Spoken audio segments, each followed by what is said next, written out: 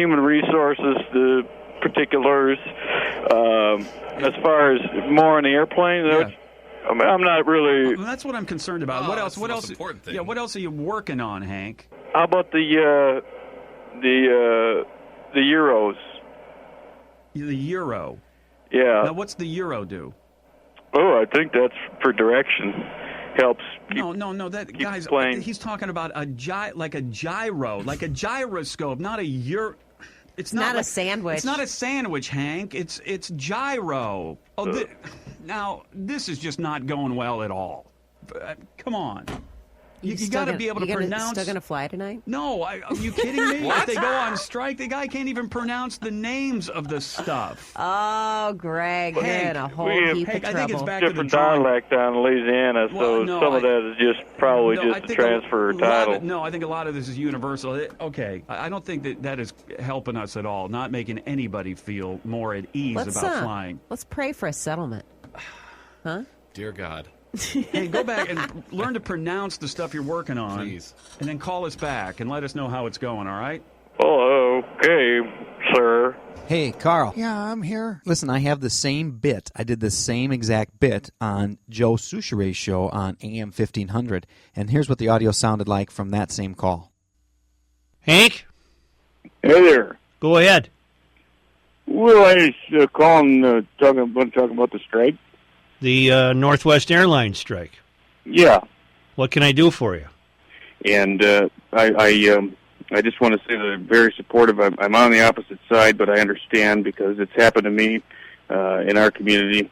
It's happened, and a lot of people have striked and brought in new workers. So I'm sympathetic. Are you a mechanic by trade? No, sir. I'm trying.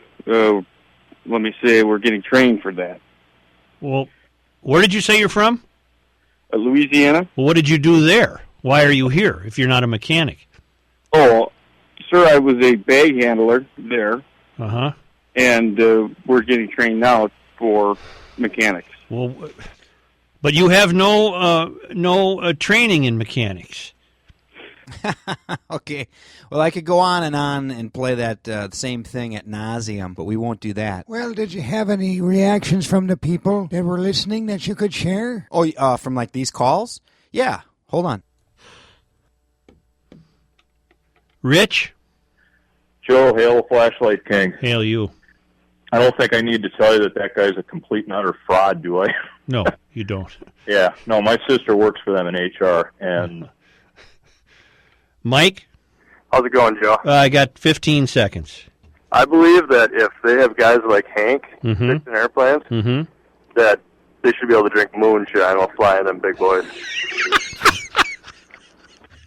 Yeah, I do too, but I'm hoping Hank was pulling our leg. Won't you stay tuned? We'll be back. This is very interesting. We're talking to Jimmy Francis, the Dutchman, about his radio times and having some fun on the phones with people. Now, that one we've just listened to, you were in on the gig. Can you play one for us that the person on the radio person on the other end didn't know that you were calling? Yeah. You know, one of my favorite ones is one with Mishki.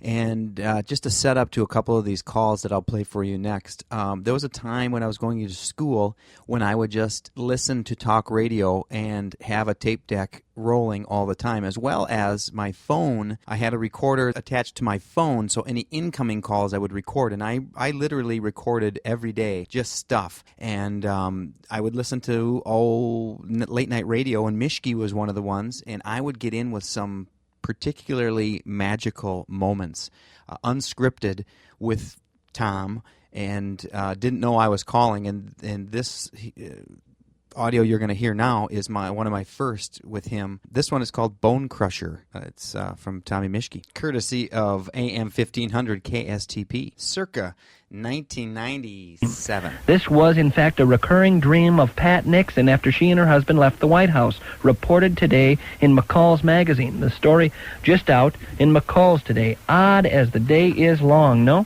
Mishki broadcast. This is the crusher. I want to talk with Mishki. This is the Bone Crusher.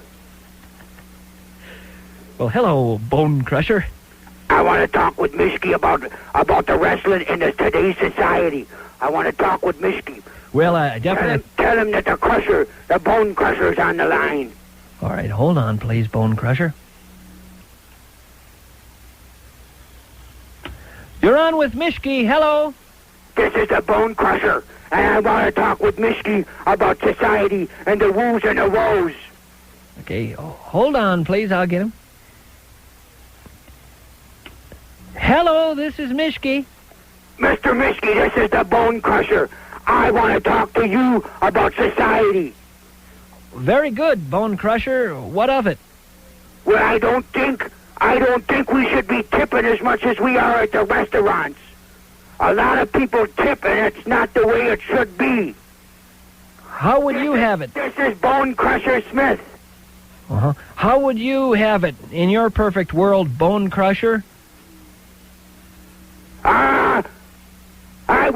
I would crush their skulls.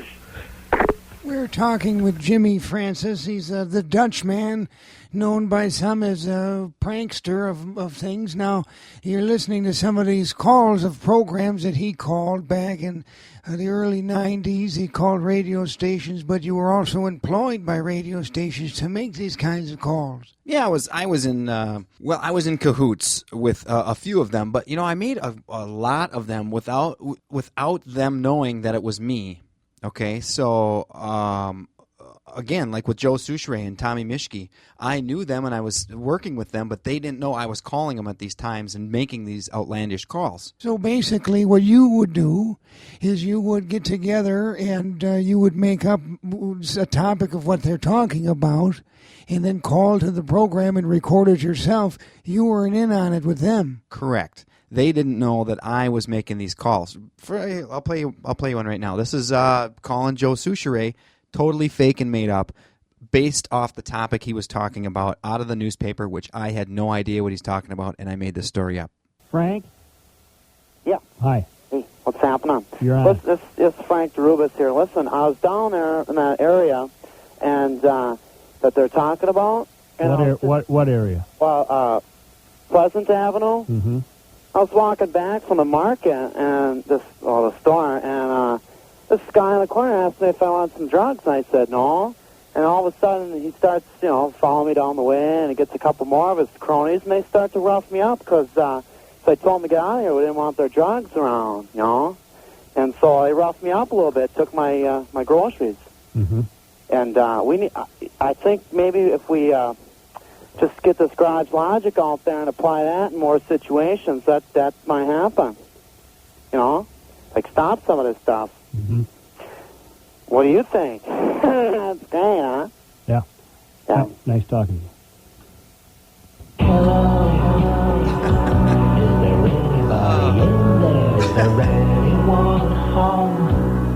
Mm-hmm. That was. I didn't know he was going to do that. He didn't sound that.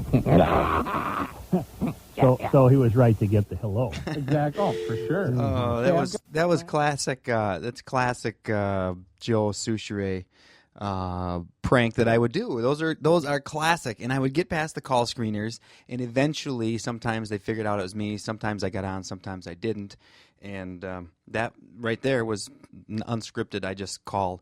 Well, let me ask you something. Why the hell are you doing this like that? Well, I don't know. I'm a sick individual that thinks that stuff's kind of funny, and so I just started doing it. We're talking with the Dutchman, and we're playing back some of the calls that he made throughout the years, making prank phone calls to radio stations and to others.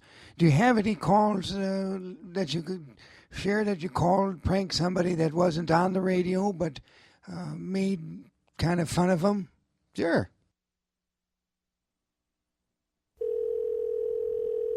Hello? Yeah, I was calling about these dwarf. Oh, dwarf rabbits? Yeah. I'm sorry, I don't have any more right now. I have some fuzzy lops that are due to have babies any day now. So. Fuzzy lops? Now, what is that? It's a lop breeder rabbit that gets to be about 3 pounds, but it has long Angora hair.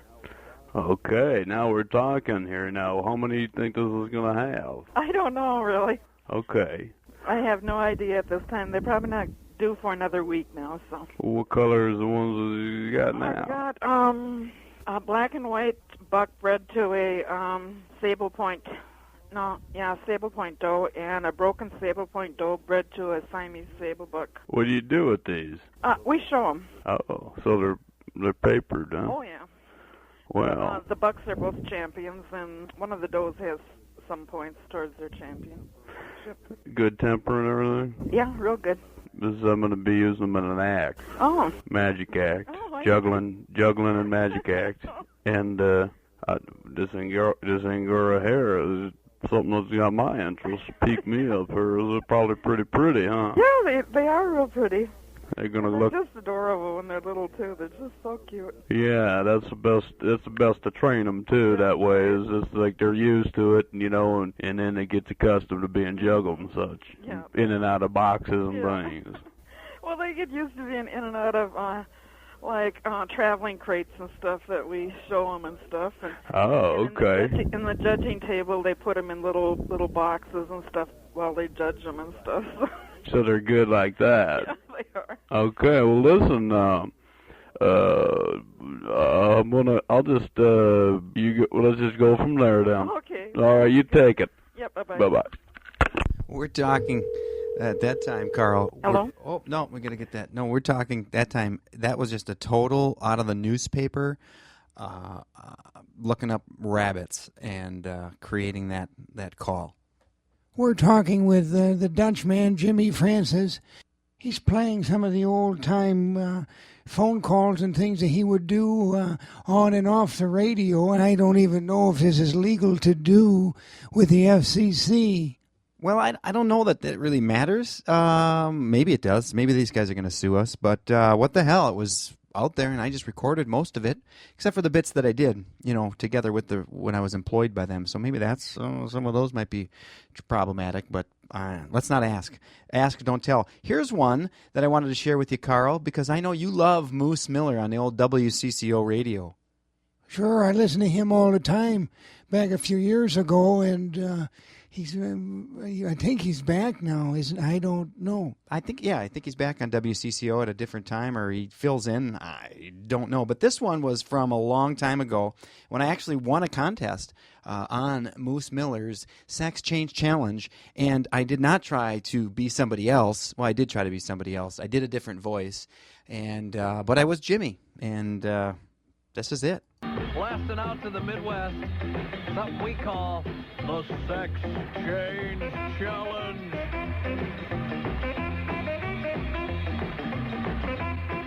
And by the way, Jimmy, I know you're busy, not Jimmy, Rocco. Let's grab some news headlines, too, off the wires here, and we'll share that with everybody coming up following Sex Change Challenge. But let's get our official Sex Change Challenge intro music, shall we? Ladies and gentlemen, WCCO's Moose Miller is proud to present Sex Change Challenge. Let's meet our contestants from South St. Paul. Say hello to Jimmy. How you doing, Jimmy? Hi. Hi, Mr. Moose. This is Jimmy. How are you? I could have sworn it was, doggone it, paired up with Dean Martin. I can't remember the guy's name. He was in Damn Yankees. Excuse me? Hi. Jerry Lewis. Oh. Hello. Okay, Jimmy. And Jimmy. I want you to meet your contestant, Charlotte, in Forest Lake. Good evening, Charlotte. Good evening. Nice name, Charlotte. Hi there. Hi. Hi. All right. Jimmy, would you defer to allowing ladies first? Oh, please, by all means, because that's the way it should be. All Thank right. you. All right. Charlotte, here is your question on Sex Change Challenge. Okay. I just like saying that. By the way, we're playing for Moose's mug, a WCCO coffee mug, one of those hard to find, you can't buy it anywhere, WCCO mugs. They're nice. Wonderful. They're very nice. All right.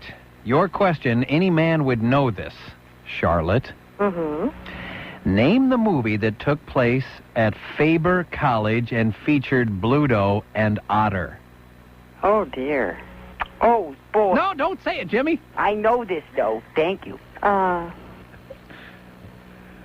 don't know that. Jimmy, you want to take a stab? Is it Animal House? It sure is. Thank you. Very good. All right, that's 1 point for Jimmy. For the men. For the men. Okay. I'll tell you what. No, you have to actually earn